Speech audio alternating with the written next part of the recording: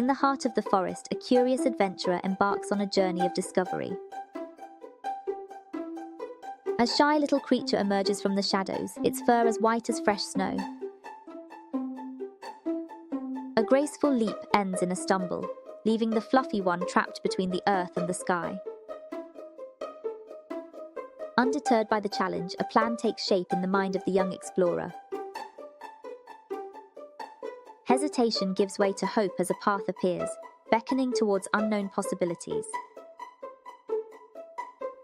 With steady hands and unwavering determination, a path to freedom unfolds beneath the forest canopy. A leap of faith awaits, as courage and doubt dance in the heart of the fluffy one. In a moment of fleeting triumph, the forest echoes with the sound of a courageous leap. Shadows of uncertainty loom in the depths of the forest, where hidden dangers wait to be revealed. Amidst the thorns lies a creature in need, its once fluffy coat now a tangled mess of desperation.